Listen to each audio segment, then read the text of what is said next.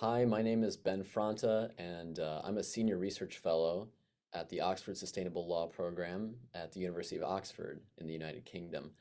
And I lead a research group here called the Climate Litigation Lab, which is a group that does research to help inform climate lawsuits around the world.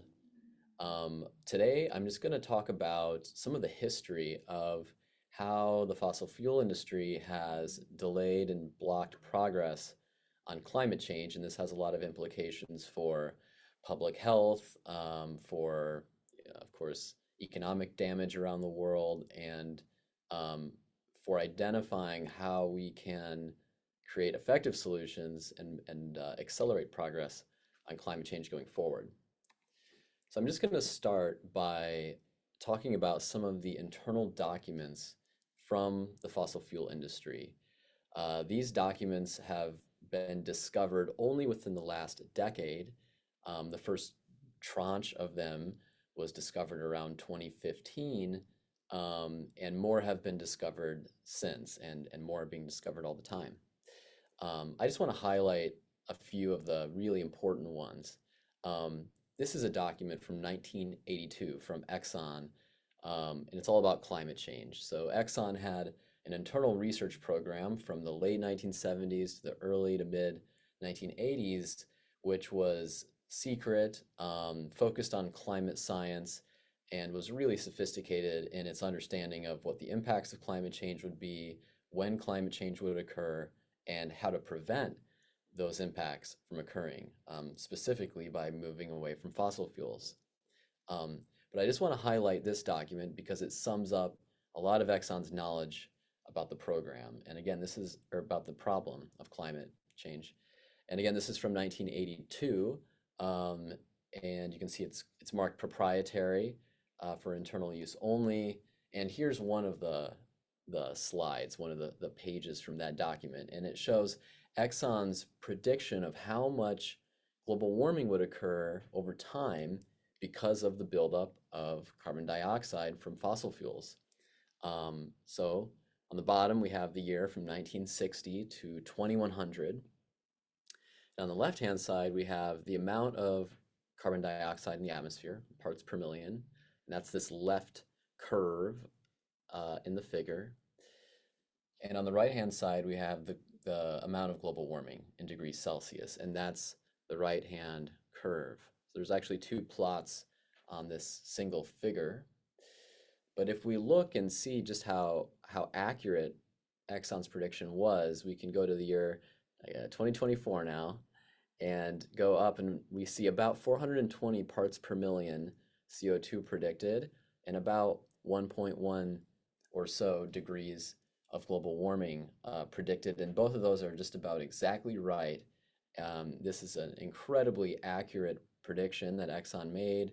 And of course, one of the biggest takeaways from this image is that there was no doubt within Exxon that fossil fuels were going to cause climate change.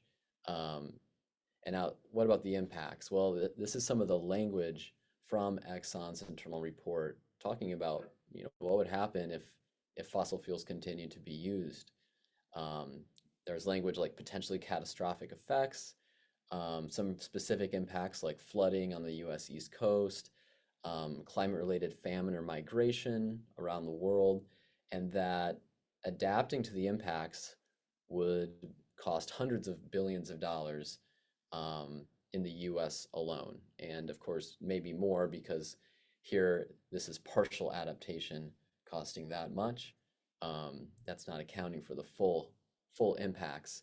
So Exxon foresaw very accurately how much global warming would occur. The company understood that this was caused by fossil fuels, like the fossil fuels the company sold, that the impacts would be very costly.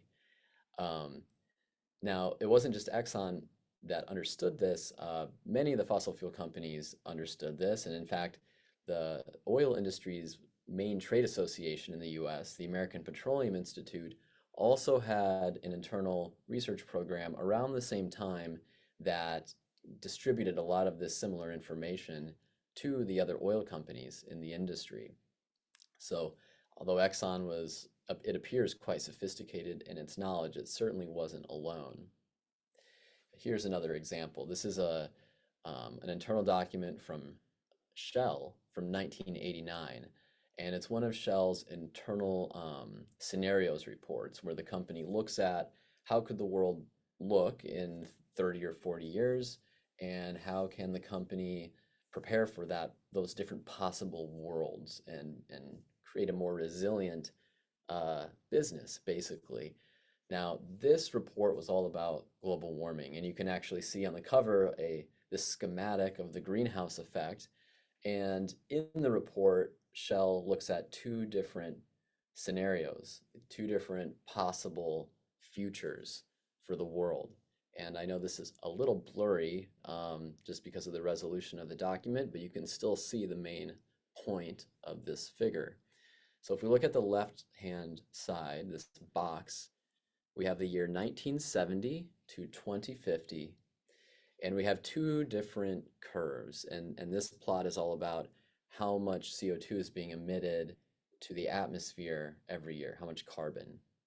So we have gigatons of carbon on the left-hand side here, the vertical axis.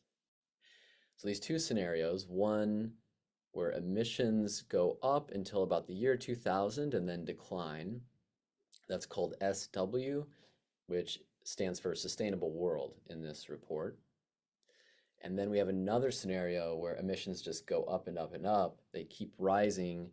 We're more or less on this path because emissions are continuing to rise, essentially. They haven't declined consistently. And that's marked GM, Global Mercantilism, it was called in this report. And then on the right-hand side, it shows how much CO2 would be built up in the atmosphere in each scenario. So the sustainable world scenario, that's rapid emissions reductions, replace fossil fuels with other energy sources, and that leads to about 400 parts per million of CO2 in the atmosphere, which would still probably cause, say, around 1 degree Celsius of global warming, but it wouldn't be this emergency situation that we have today. And then the other scenario, which is more and more fossil fuels, that GM scenario, of course, the concentration of CO2 just keeps rising. Global warming gets worse and worse. Now, what about the impacts? Before I move to that, I just want to emphasize that both of these scenarios were considered plausible, within this report, within this Shell document. And it indicates that, companies like Shell understood that these impacts were avoidable, that there were different options the world and the industry could take to limit the buildup of CO2 and limit global warming going forward. So now let's go to the language that Shell used to talk about what would happen if fossil fuels were just used, without being replaced. And we ended up in that high CO2 scenario. Well, I won't read this out loud. I'll just, give you a moment to read this because the language is very powerful. It talks about all of these different impacts. So I'll just let you read that for a moment here.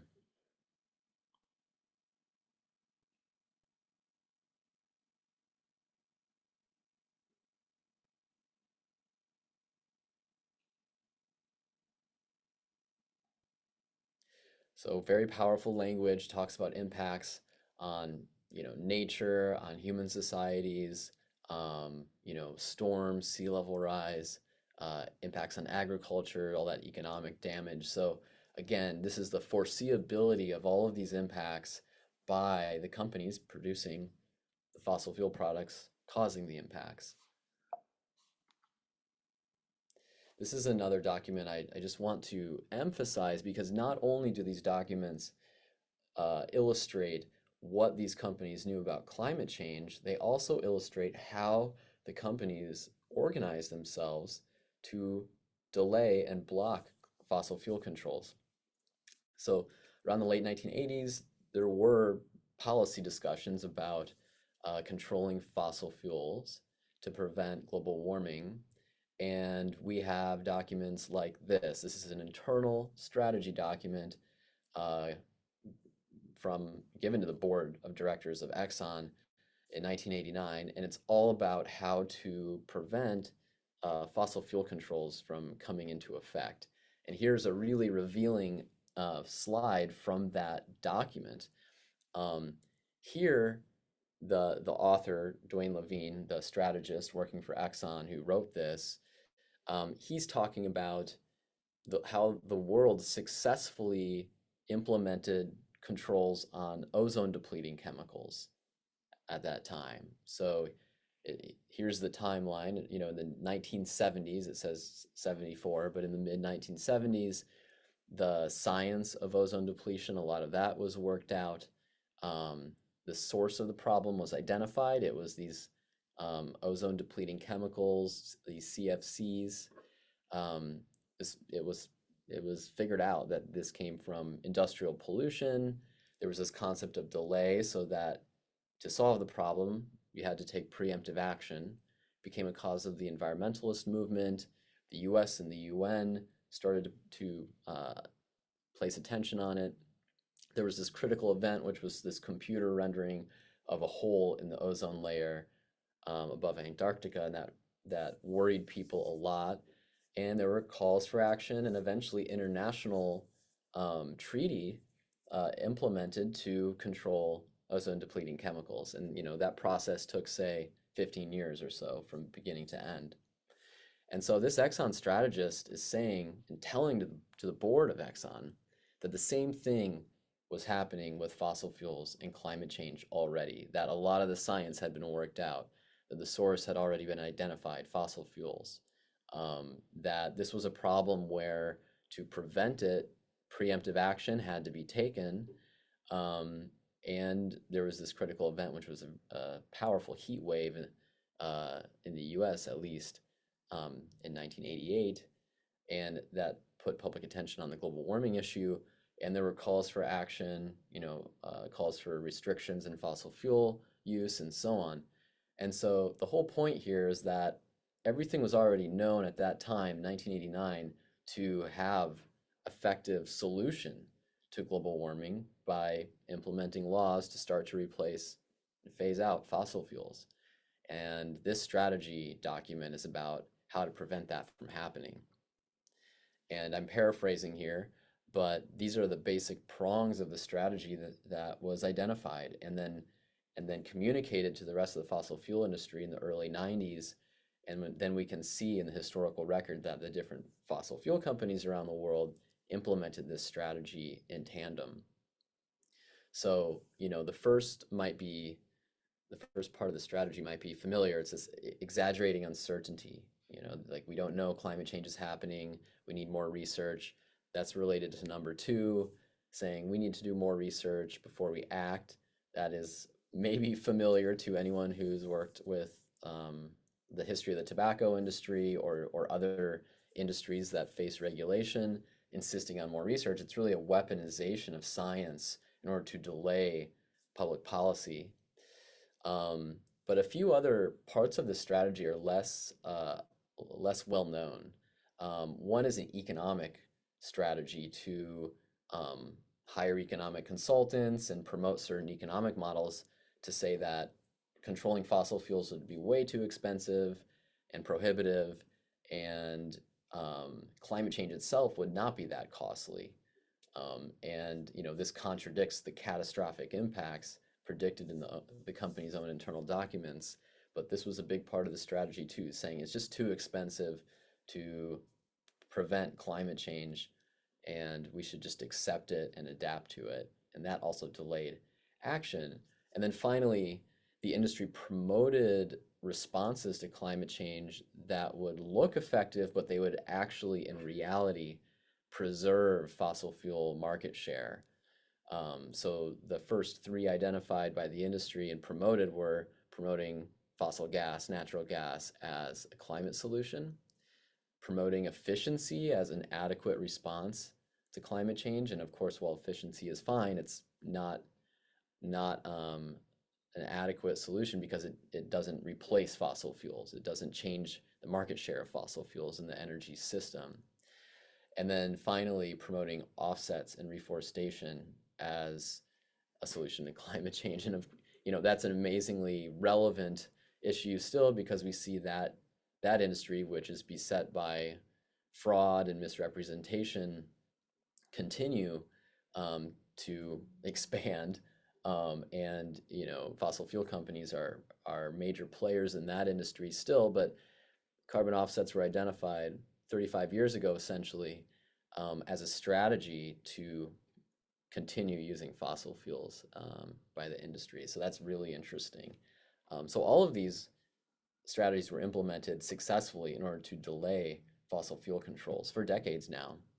We have other internal documents like this one that gives the members, the corporate members of a group called the Global Climate Coalition, formed in 1989, which sounds like a climate or environmental group, but it's actually an industry group opposed to climate action.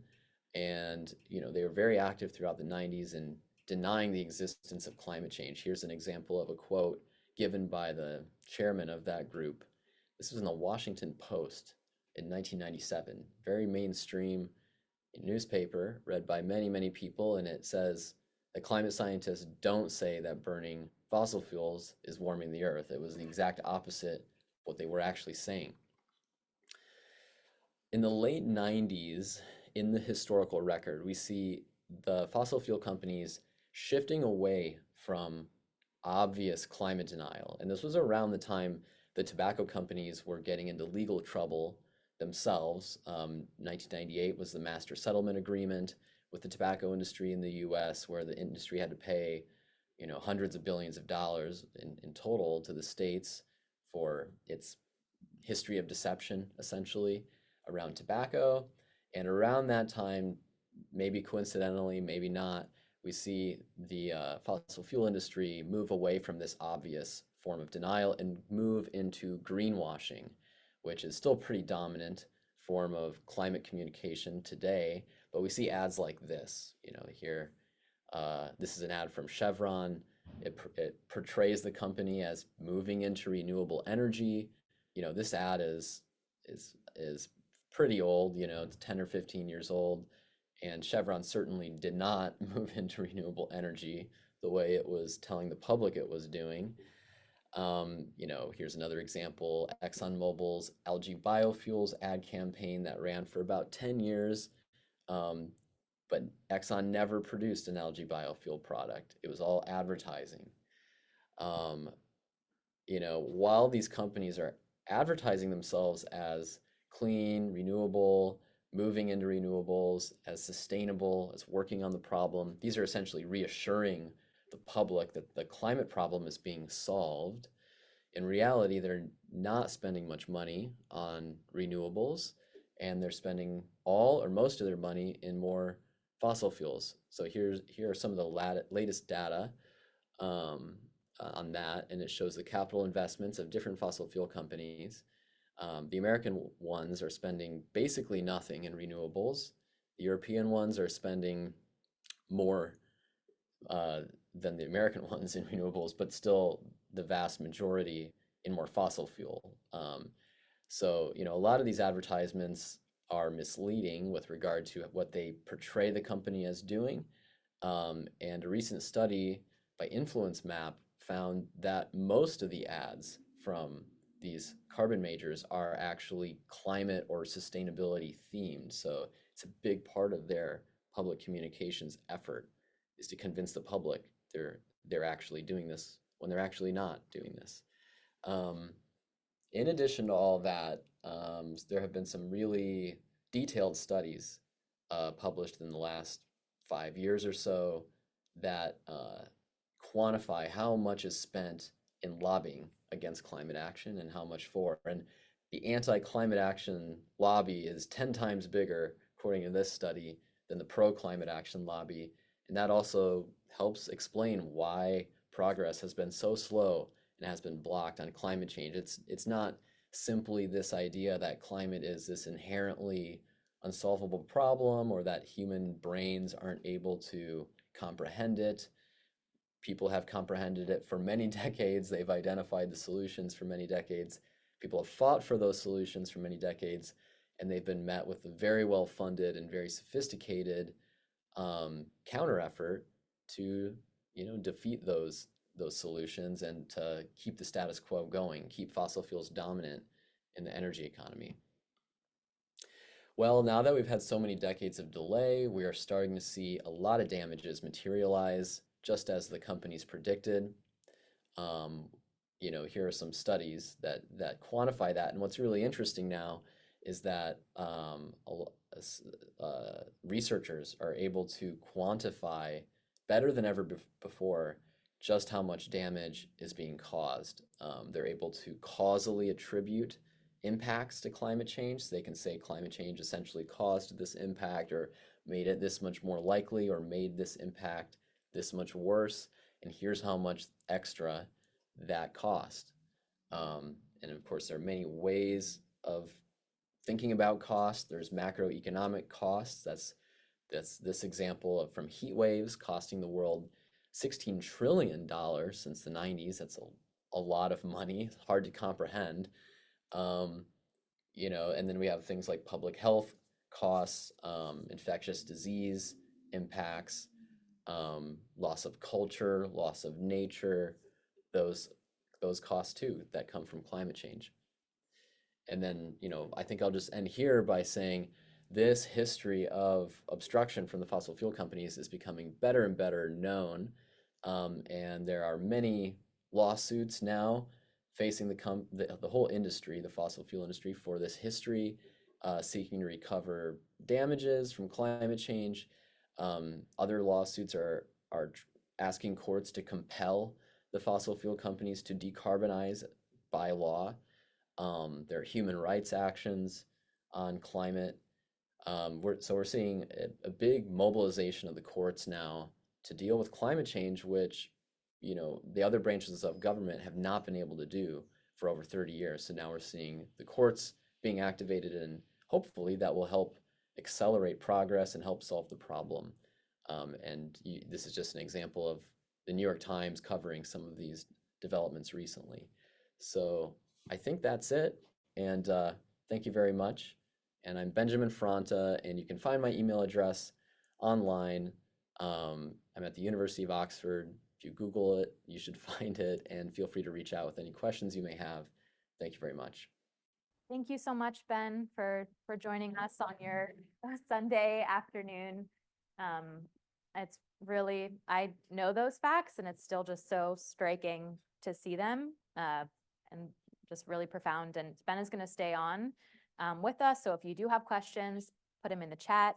And we are now going to hear from Laalitha, who's going to talk about what it looks like to be fighting back against the strategy that was mounted in the 1990s before I was born, and which is really wild to see, and what it looks like to really be showing up as a health professional fighting back against this today.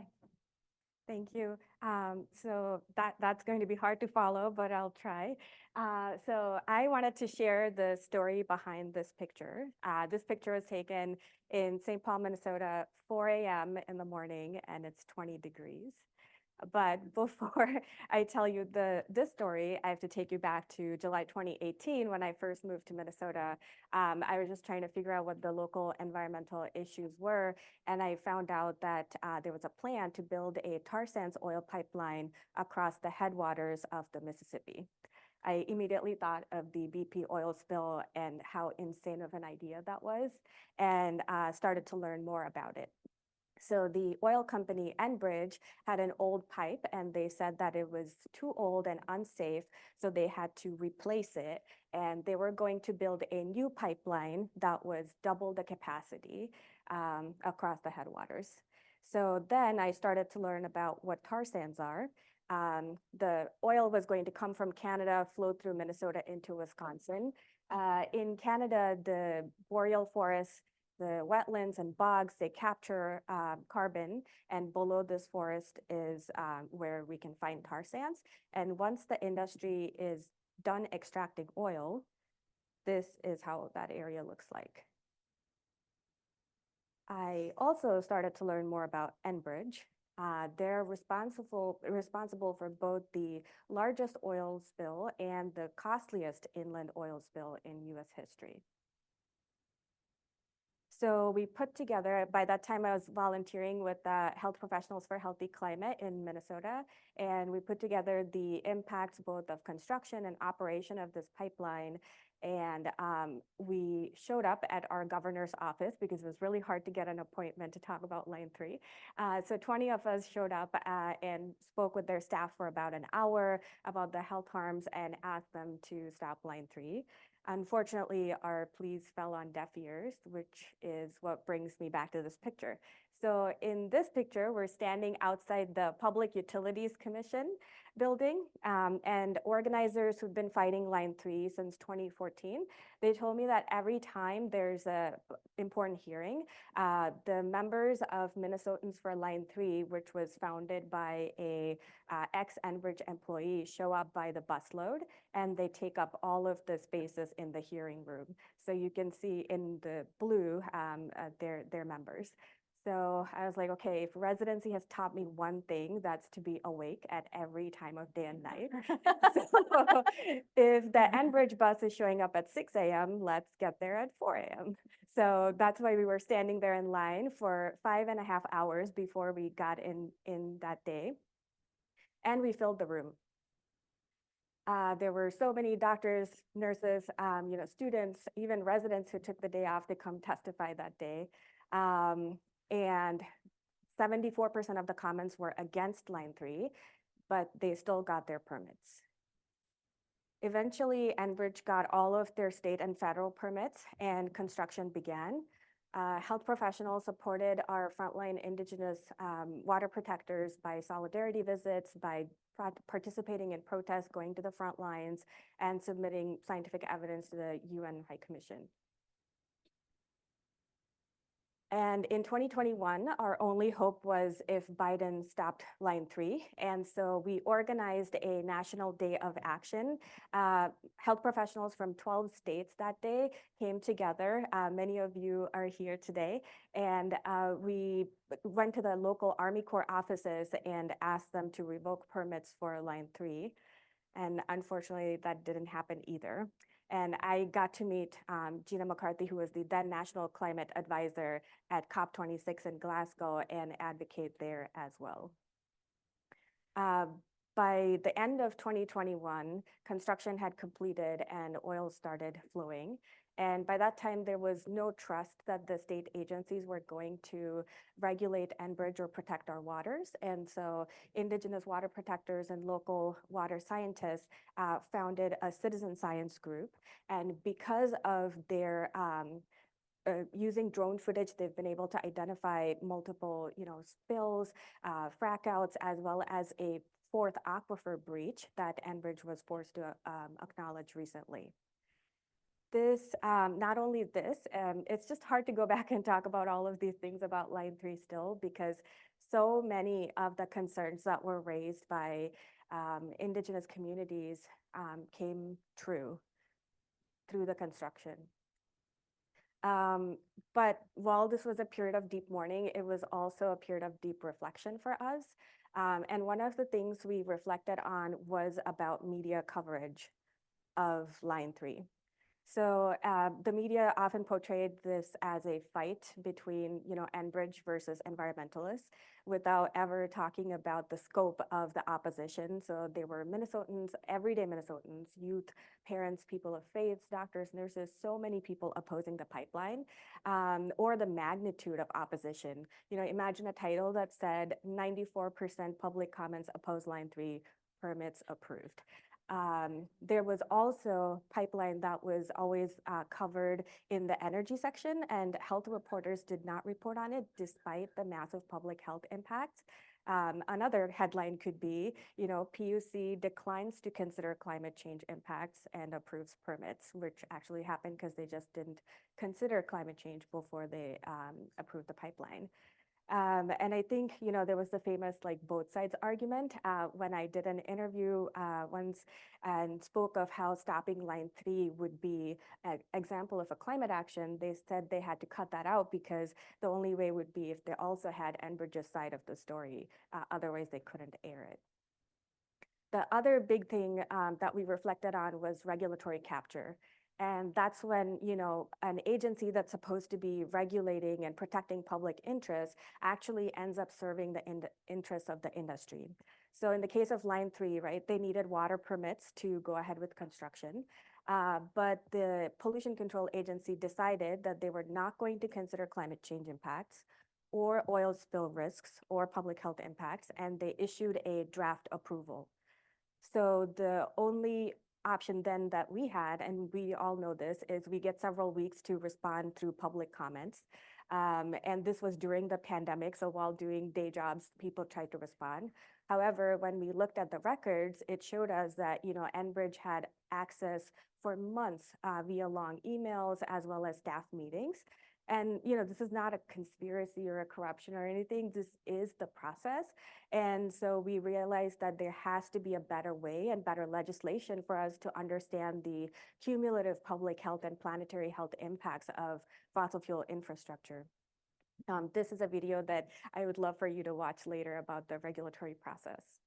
While we were still, processing all of this, we started to get calls to action from the rest of the front line. So calls to action from Line 5, Mountain Valley Pipeline, and the LNG build out in the Gulf Coast.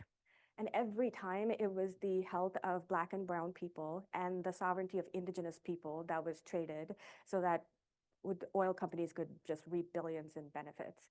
And when we tried to bring more health professionals into the movement, there was hesitation because, they felt comfortable talking about climate change and health impacts because that's what their medical societies were talking about, but they didn't feel like they could oppose a particular piece of infrastructure or didn't have the knowledge and training to talk about the health impacts of fossil fuels.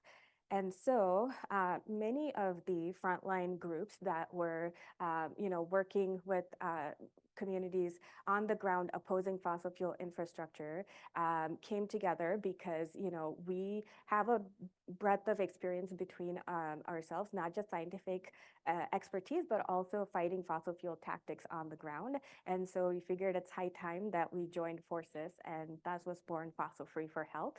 And I'm gonna turn it off to Linda so that she can tell you more. But these are two resources if you wanna learn more about Line 3. Thank you.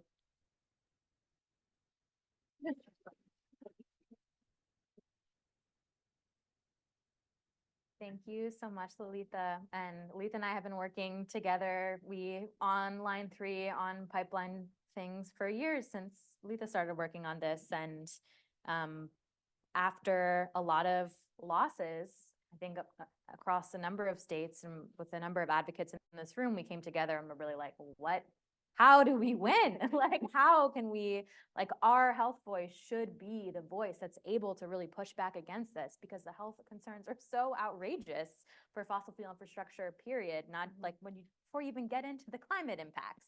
Mm-hmm. And so we came together and built this coalition that is really just beginning. And Linda is going to share with us about that.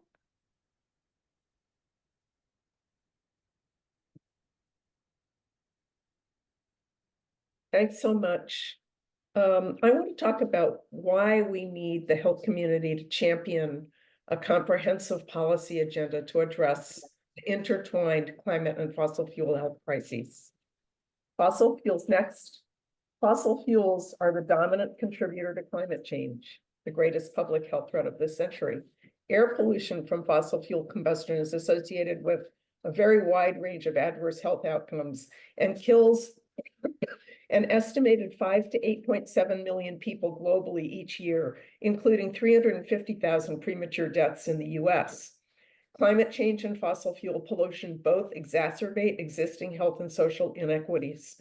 Limiting fossil fuel combustion could save millions of lives over the next 20 years from improved air quality alone, with estimated health cost benefits in the trillions of dollars this century. Next. Despite significant policy and investment achievements over the past several years, we are not on a trajectory that will meet our climate and health goals. Next. There is now consensus among the world's health and climate leaders that to achieve those goals, we must address the role of fossil fuels and the role of the industry that is committed to the perpetuation of their use. Next. Laalitha introduced the Fossil Free for Health Coalition. Our current activities include health professional support for on-the-ground health advocacy, as Laalitha so movingly described, and development of an evidence-based public health media advocacy campaign to tell the truth about fossil fuels, to erode the social license of the fossil fuel industry, and to build support for the policies that we need to protect health. We recently completed development of a fossil-free for health policy action agenda that provides policy roadmap to protect and promote health in the face of the interconnected fossil fuel and climate health crises. I want to especially acknowledge Amanda Milstein, Sarah Zimmerman, the coalition members, and the dozens of reviewers who together created this policy action agenda. And I'm going to talk about it, but only briefly, so I encourage you to look at the policy agenda and the accompanying fully referenced policy brief. Next. Just weeks ago, the American Petroleum Institute launched an 8-figure media campaign explicitly designed to, quote, dismantle policy threats to the fossil fuel industry, claiming, as they did in their 1982 Disney exhibit, that products made from oil and gas, quote, make everyday living healthier. Next. Thus continues the industry strategy that Ben so well outlined, a well-funded, coordinated, decades-long campaign of disinformation, greenwashing, lobbying, and political contributions designed to maintain profits and to impede climate and health action at the expense of our health and the planet. The fossil fuel industry is using a well-worn tobacco industry playbook. Next. There is good evidence that tobacco counter-marketing campaigns have successfully and substantially reduced deaths from smoking. The California Department of Public Health Tobacco Media Advocacy Campaign, for example, was explicitly designed to erode the social license of the tobacco industry and to increase public demand for tobacco regulation. It's time for us to use these proven public health strategies to address fossil fuels and climate change. We need a well-funded strategic truth campaign. We need a Surgeon General's advisory on fossil fuels, and we need limits on industry advertising. Next. And here's an example of some great billboards from the Canadian Association of Physicians for the Environment. And we will soon be working to place these in communities across the country here in the US. Next. The fossil fuel industry does not pay for the staggering health and environmental costs of fossil fuel combustion and climate change. We do, communities, businesses, consumers, our state and local governments. EPA recently proposed methane regulations that used a much improved method to calculate the social cost of carbon in its cost-benefit analysis, but it still significantly underestimates the health costs. We need a US climate fund modeled after the Hazardous Waste Superfund that requires industry to pay for remediation of the harms its pollution has caused, and also to support the transition to clean energy. Next. The world's scientists are clear that new fossil fuel infrastructure is both unnecessary and completely incompatible with the Paris Accord goal of limiting warming to 1.5 degrees. But globally and in the US, we keep investing in new fossil fuel infrastructure, drilling, methane gas export terminals, oil pipelines, fossil gas infrastructure in new buildings. This locks in fossil fuel pollution and greenhouse gas emissions pollution for decades. We need to stop making the problem worse by putting a stop to the build out of harmful and unnecessary new fossil fuel infrastructure. Next. Beyond that, we need to develop and implement real action plans to rapidly and equitably phase out fossil fuel extraction and use. The US is now the largest producer and exporter of oil and gas in the world, setting a record for oil and gas production last year. Cities and states are attempting to phase out fossil fuel use. For example, by requiring new buildings to be all electric or through phasing out sales of gasoline-powered vehicles. But the industry, once again, is waging well-funded campaigns to fight these improvements or to fight limits on methane gas in new buildings. Next. The fossil fuel industry is also seeking the extension of the lifespan of fossil fuels. And I was amazed to see the slide that Ben had on this as an actual strategy so long ago. But they're trying to keep using fossil fuels through new technologies such as carbon capture and sequestration and blue hydrogen, both of now are which heavily subsidized through the IRA. These technologies, or quote, false solutions, are costly, they're unproven at scale, and they do nothing to reduce toxic exposure in frontline communities. The industry is also pushing for expansion of harmful plastics production, a plan B for extending the use of fossil fuel feedstocks. We need our public investments to focus on direct emissions reduction, rather things like the use of carbon capture for enhanced oil recovery. Next. US taxpayers, meanwhile, are subsidizing the fossil fuel industry at roughly $20 billion a year through a variety of tax breaks and direct subsidies. This is counterproductive and it must end. Next. While recent legislation such as the IRA has provided unprecedented support for renewable energy, we need much more. We should redirect those fossil fuel subsidies to non-polluting, non-combustion energy, set nationwide binding timelines and targets for renewable energy, and encourage governments to implement green procurement policies. Next. Of course, a clean energy transition will require transformations beyond the energy sector, investment in healthy transportation, like walking and biking, building and appliance energy efficiency, and funding for building weatherizations, and support for healthier and more climate resilient food and agriculture systems are also key for a healthy transition from fossil fuels. Next. The best way to protect people from fossil fuel pollution and climate change is to stop burning fossil fuels as quickly as we can.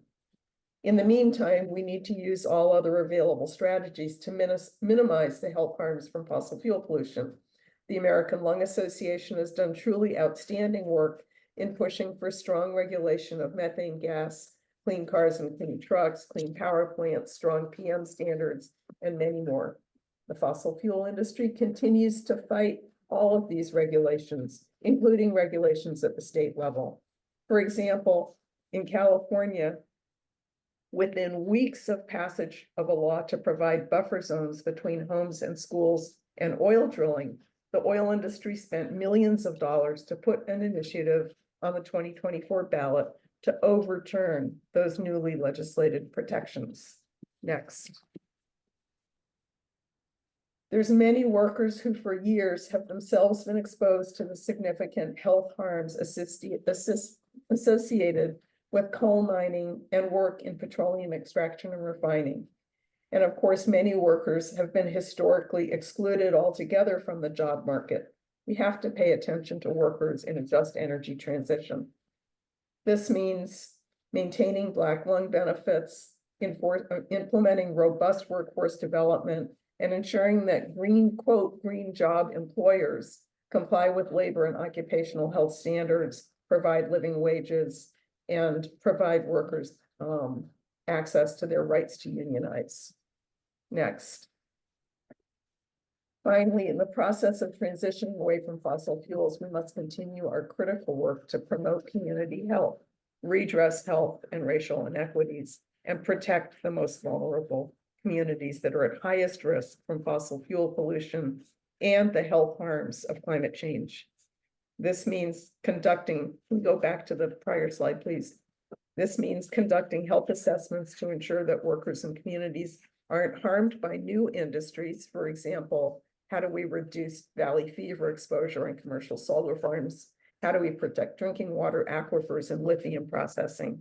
And prioritizing investments in climate resilience and economic opportunity for historically marginalized and disproportionately pollution burdened communities, for example, through the Justice 40 initiative.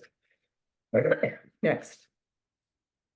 We have been told that health professionals should not so clearly and forcefully identify the fossil fuel industry as an adversary, that the framing and language of our fossil-free for health agenda may be too punchy, may hurt our professional credibility, may diminish public trust in the health voice. I want to address these concerns directly because we see the fossil fuel for health agenda, borrowing language from a recent Lancet editorial on the commercial determinants of health, not as an anti-business agenda, but as a pro-health agenda. Why? First, the evidence supports our approach on two fronts. As the next panel will detail, including information about bad faith opponents to climate action, increases the effectiveness of climate and health messages, increases support for action, reduces political issue polarization, and builds trust in health professionals as climate messengers. And as I said, counter marketing to denormalize and erode the social license of harmful industries is a proven effective component of efforts to address other commercial determinants of health, such as tobacco. Second, the ethical duty to fully inform patients about risks and harms derives from the principle that rights of self-decision and self-determination can only be exercised when people possess the information required to make fully informed choices. We argue that this extends to informing people and communities about the impediments to health action and how to resolve them. To quote from the Surgeon General's advisory on countering health misinformation is a serious threat to public health.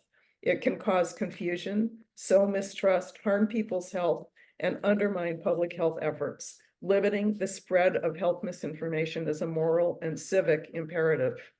We have a duty to call out the fossil fuel industry's misinformation and to inform the public about actions to protect health and how to overcome barriers to those actions. Finally, there is a large body of incontrovertible evidence that action on climate change and fossil fuel pollution has been intentionally hindered by the powerful and wealthy fossil fuel industry, and that many key policymakers do the industry's bidding with impunity. Let's be honest, our, quote, just the health facts approach has failed to achieve the urgent action we need to forestall catastrophic health impacts. We believe that is at least in part because we have failed to address the polluted heart of the problem, the fossil fuel industry. To address the intertwined climate and fossil fuels health crises, we must together summon the moral courage to do so. Next, I hope that you'll join us in speaking about fossil fuel health impacts, the need to rapidly phase out fossil fuels to protect our health, and the role of the fossil fuel industry in impeding climate action. And I urge you all to look at and endorse the Fossil Fuel for Health Policy Action agenda. Thank you very much.